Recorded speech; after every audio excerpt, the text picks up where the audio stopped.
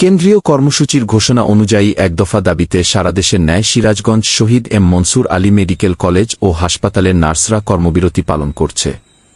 মঙ্গলবার ১ অক্টোবর সকাল ৯টা থেকে কর্মবিরতি শুরু করেন তারা। এর আগে সোমবার প্রতীকী কর্মবিরতি পালন করেছে।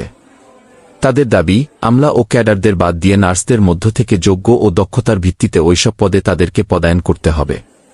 সরজমিনে Sirajganj Shahid M Mansur Ali medical college ও হাসপাতালের মূল ফটকের সামনে নার্সদের কর্মবিরতি পালন করতে দেখা যায়।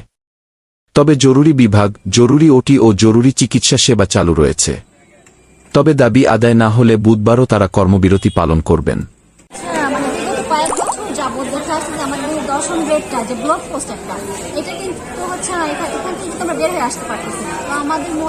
সিরাজগঞ্জ জেলা নার্সিং ও মিডওয়াইফারি সংস্কার পরিষদের আহ্বায়ক ও senior staff nurse Mirza Sujon সহ অন্যান্য senior staff nurse Selina Parvin, Rakibul Islam, Azim Uddin, Lipi Khatun, Samia Bagmar সহ অন্যান্যরা বলেন, ঘোষণা অনুযায়ী আজ সকাল ৯টা থেকে দুপুর ১২টা পর্যন্ত ৩ ঘণ্টার কর্মবিরতি চলছে।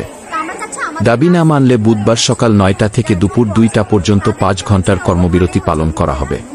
গত ১০/৯/২০২৪ আমাদের নার্সিং মেডিকেল অধিদপ্তরে একজন সরকারি ঊর্ধ্বতন কর্মকর্তা যারা মাকসুরা নূর, তিনি নার্সদের নিয়ে একটি কটূক্তি এবং নার্সদের দ্বিতীয় শ্রেণী সেকেন্ড ক্লাস পদমর্যাদা দেয়। তিনি নার্সদেরকে ছোট পেশা, নিম্নমানের পেশা হিসেবে দাবি আদায়ে এরপর কমপ্লিট শাটডাউনে যাওয়ার পরিকল্পনা রয়েছে আমাদের।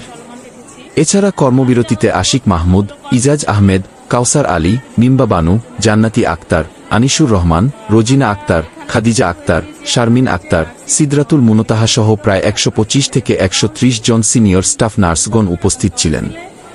Habib Wahid, smart news for you.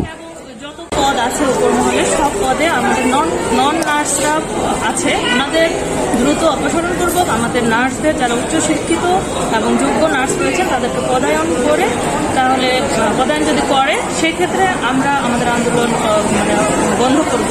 তা না হলে নেক্সট টাইম আমাদের আগামীকালও কর্মবিরতি রয়েছে ৫ ঘন্টার।